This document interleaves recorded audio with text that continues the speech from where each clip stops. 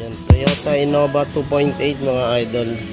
Ang tinakbo ng sasakyan ni boss 200k mileage 2019. Ngayon pala mapapalinisan, kaya talagang ano na rin, kapal na ng carbon. Ito yung pinaka-gear natin na makikita nyo yung ayun, tutong-tutong niya na sa EGR. Mali, throttle pa lang pala to mga idol, oh. Yung kapal na yan. Tapos syempre ito yung ating EGR valve. Ayan. Sa ganito tinakbo, ang talagang kumakapal dyan yung ating intake manifold. Tapos syempre hindi mawawala yung EGR cooler pagka nililinis natin, no, mga idol, sa kapal ng carbon. Tapos ito naman isang to sa D40 naman to. Ayan, ito isang D40 natin, turbo tsaka EGR ang nililinis natin ngayon. Ito mga idol sa 200k mileage, so halos baradong-barado na tong ating intake manifold na to. Kaya ramdam na nga ni boss yung medyo tigil ang hatak ng sasakyan. Siyempre yung lakas ng diesel natin, nandyan na rin yan. Ito naman yung combustion ni bossing. Ayun, carbon din. Makarami-rami rin tayong kakalasin. Ayan. Ay sige, lilinis muna kami mga idol. Yung mga idol, yung dumi natin sa intake manifold. Bubo. Sa ano yan, 200k mileage, kaya talagang makaka-apekto sa takbo ng ating sasakyan, no? Pagka sinusundot natin dito, lumalabas din.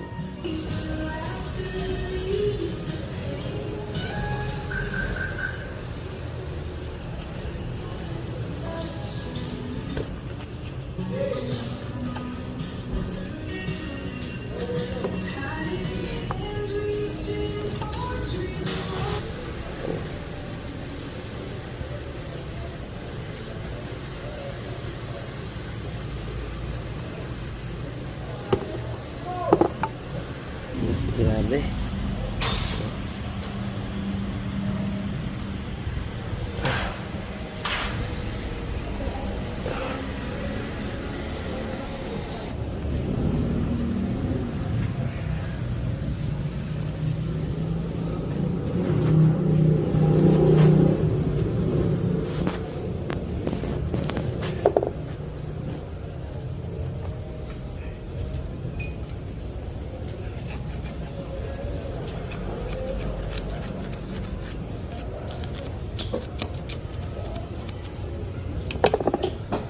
Okay mga idol, andito na nga tayo sa combustion, no? Ito, kung paano natin tinatanggal yung makakapal na carbon dito. Ayan, isang isang butas pa lang yan, halos ganyan nakakapal yung matatanggal natin, no? Ayan mga idol, basta kailangan laging palabas lang yung yung tanggal natin ng carbon para hindi na pumasok sa loob. Ayan, kakapal. Malaki na rin naman tinakbo ng sasakyan ni boss, kaya talagang ganito nakakapal. 200k mileage. Yan.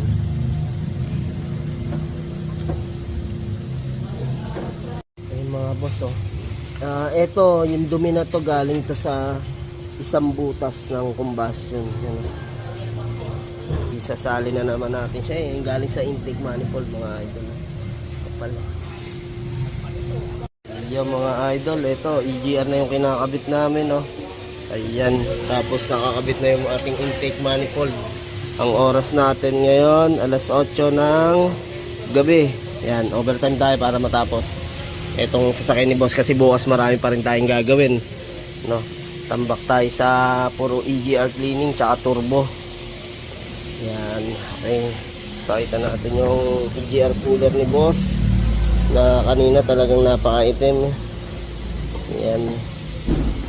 Okay.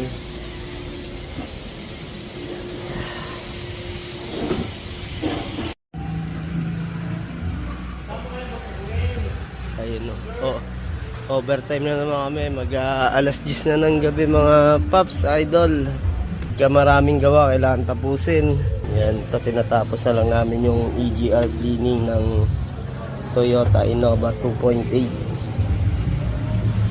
Yan, yung mga idol, inabot na kami na alas 10 ng gabi. Ito, sinasalinan lang namin ng kulan para masubukan na yung takbo ng sasakyan ni Bossing. Papa-start na nga natin mga paps, no? Okay, start. Okay, start. Boss. Yeah.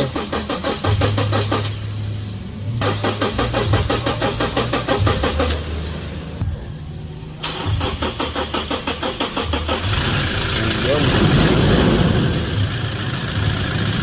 Medyo nahirapan kasi nagtanggal tayo ng linya ng fuel, mga idol. Yun. 10:20 na ng gabi. Kailangan tapusin. Pauwi si boss sa ano, may biyahe pa bukas. Ayan mga idol, papatest drive muna natin kay boss, ano, para bago siya umuwi is malaman kung talagang walang problema. Ayun, natapos na nga namin ni boss yung kanyang Toyota Innova. Ayan, thank you kay boss, galing pang QC. Pumunta rito sa Taytay Rizal. Thank you boss. Punta kayo rito. Ayun. Care Car Services. Yun, thank you. Thank you kay boss. Ingat. Ayan, alas 10 ng gabi kami natapos. Sulit. Oo. Ayos.